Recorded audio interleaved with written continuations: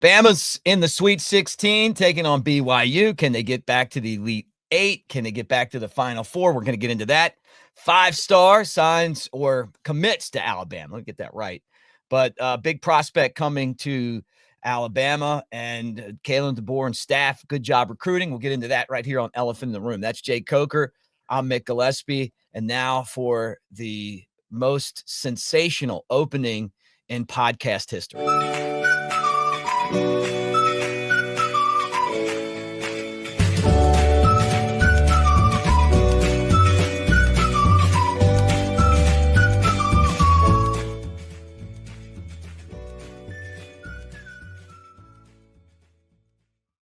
All right, there's the open, and there's the man himself, the 2015 National Championship QB from the University of Alabama that also has a desk that moves with a button, Jake Coker.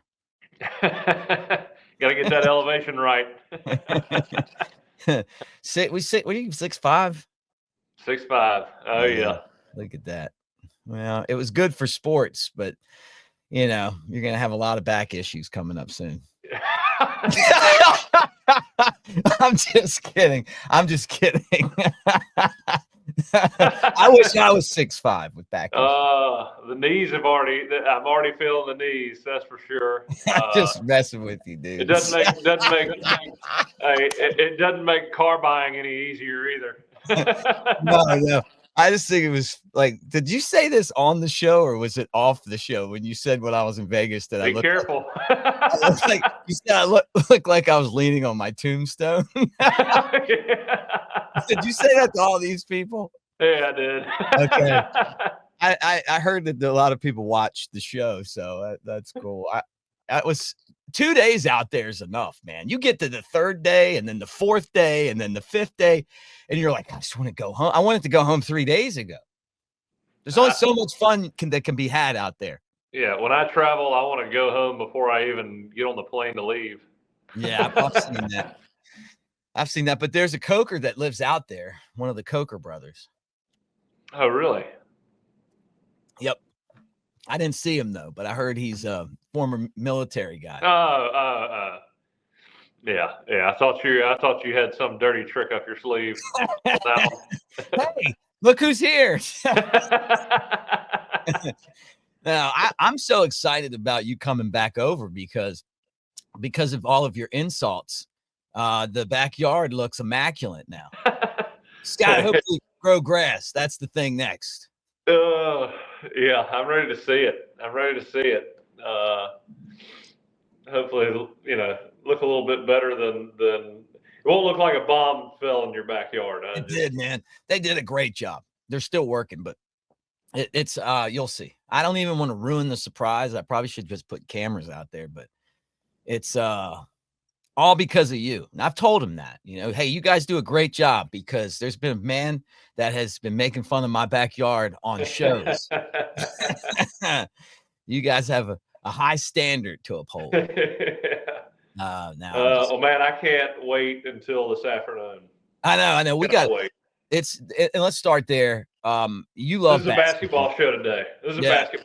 Well, in honor of Jules Monnier, we talk hoops here. The all-time legend down here on the coast for hoops. He could have been the white Meadowlark Lemon. I mean, just the way that the guy in the basketball. He might as well be a globetrotter. Who, by the way, were the coolest guys on cartoons when I was a kid, man. Curly Neal, all those guys. Anyway, Bama takes on BYU. They looked pretty good in the game against St. Mary's. I hope they can bring that same defensive intensity.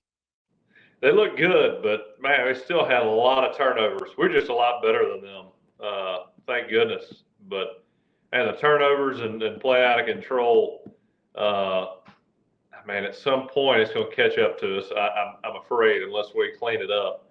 But, I was listening to an interview of Grant Nelson, and he was talking about how last year, it's funny, it's like you and I talk on this show about it.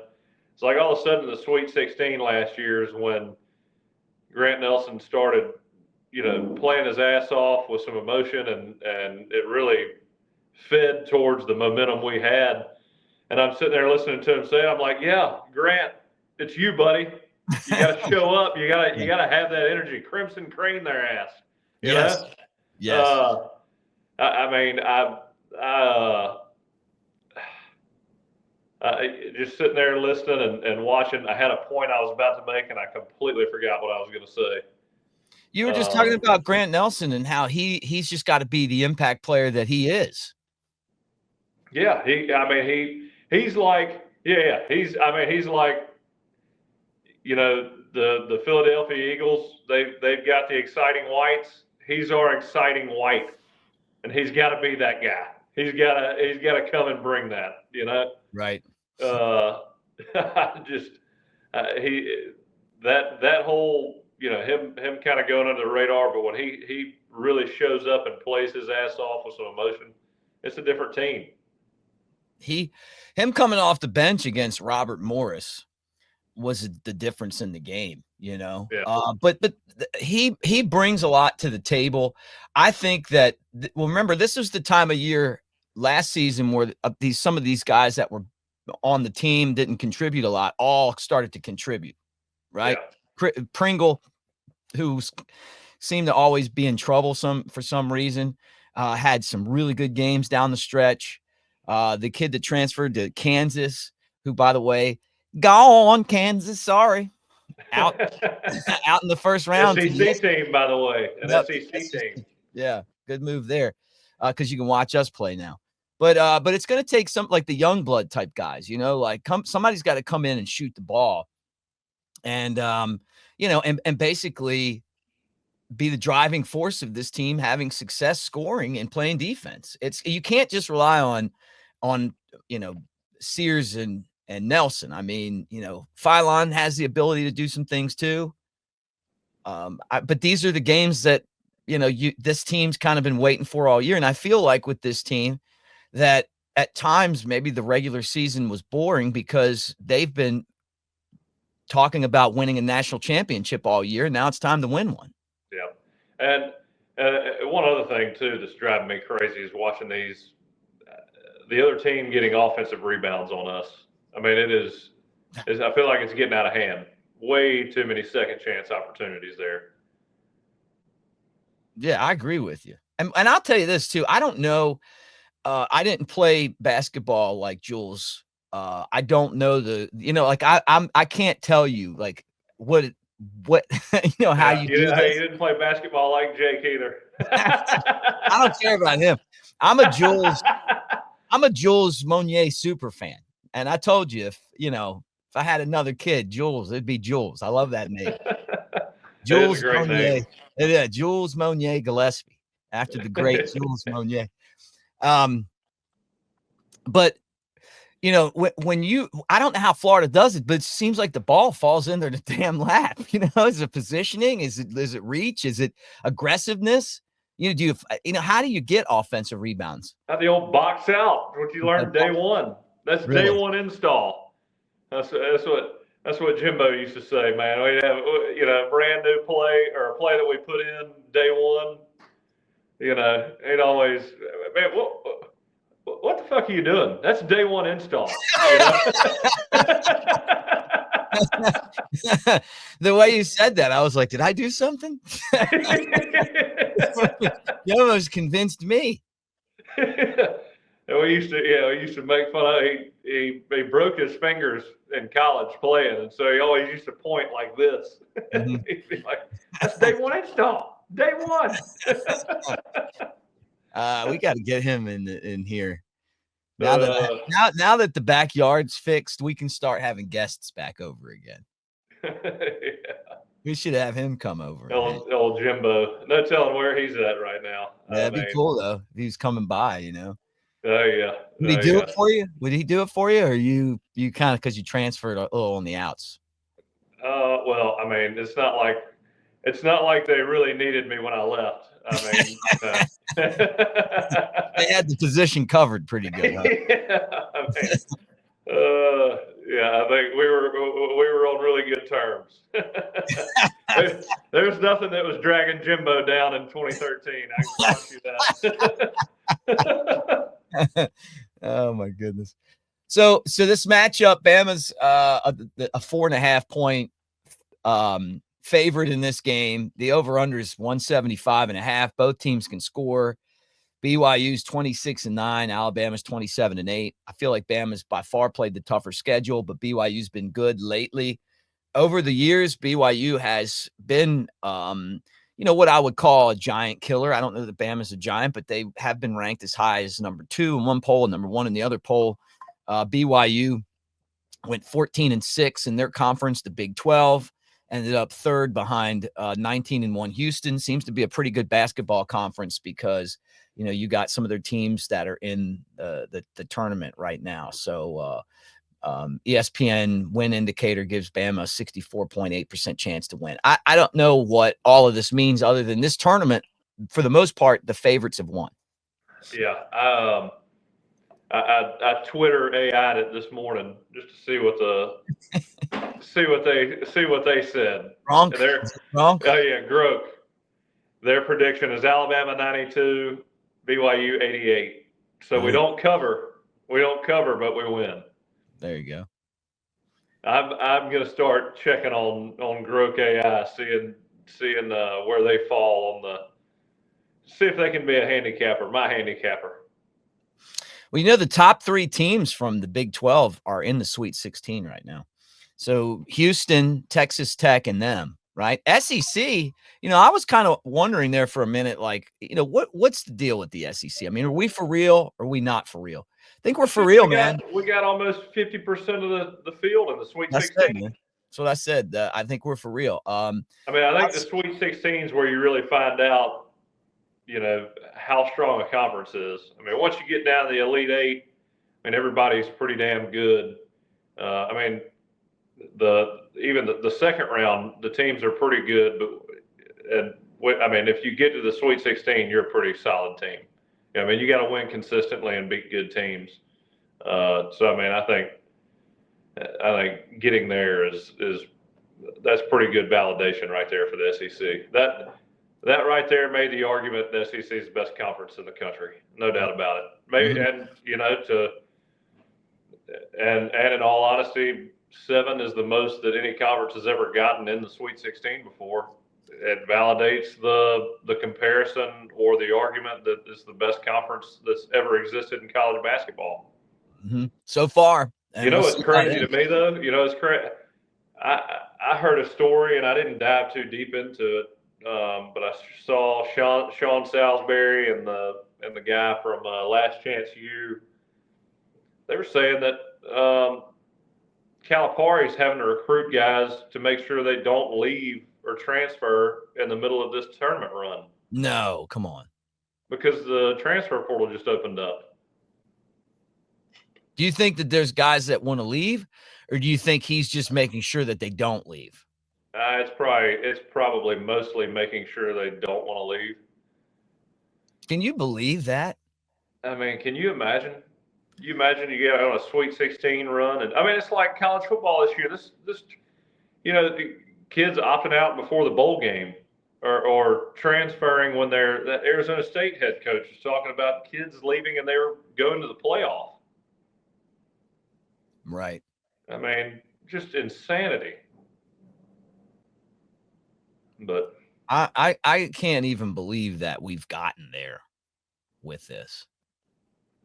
Oh, just a total lack of respect for the guys that are supposed to be able to count on you more than, this is more important than your teammates. I just, golly, man, I can't imagine throwing my name into the transfer portal while you're in the playoffs.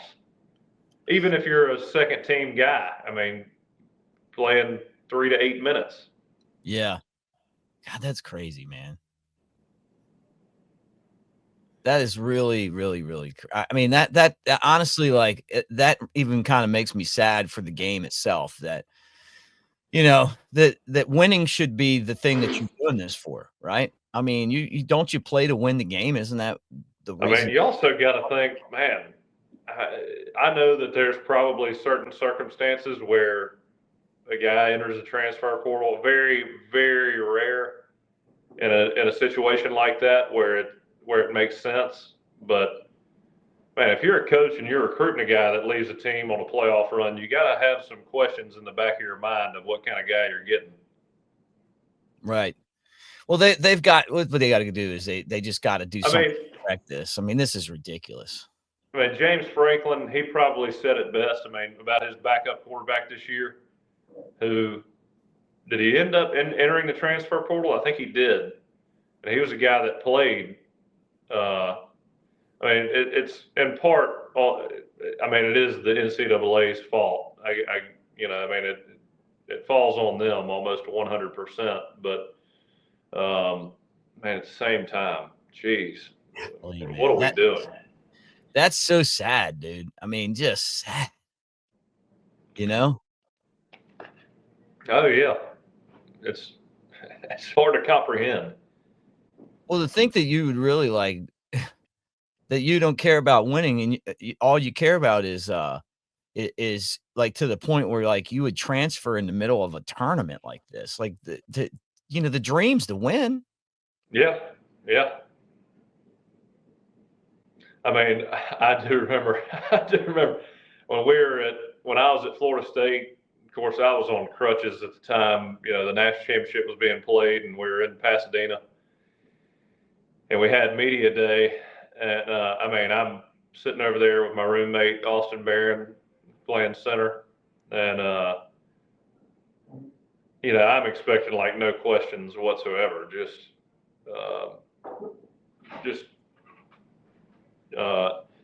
I was just kind of expecting to go in there and hang out, you know, with my buddies and not have any conversation really, because who's going to come talk to the backup quarterback?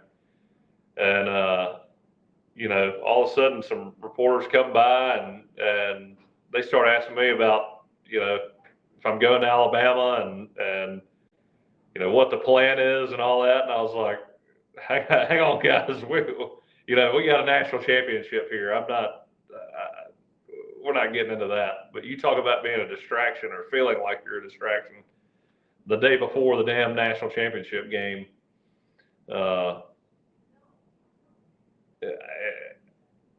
Nobody should ever want to be that guy, you know? Yeah. No. How'd they find out? Hell, I don't know. I mean, you know, I'm sure when Jameis was named the starting quarterback, I mean, I think, you know, I think Phil Savage made a comment that he said something along the lines of one of Alabama's starting quarterbacks is at Florida State right now. And then Jameis started at Florida State and I was not. And so that started a whole, I guess, rumor, but truth at the same time. You know, I mean, he made that statement and a lot of people picked it up and ran with it. Huh? Oh, Phil getting you in trouble. Go figure. That was.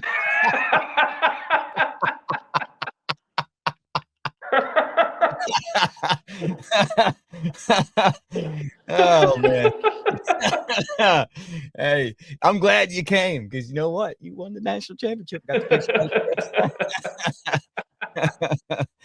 Yeah, he said that at the beginning of my last year at Florida State, so that wasn't you know, my teammates all knew. I mean, they all knew it was coming, and a lot of them told me I needed to. But you still don't want to be the distraction at all. I mean,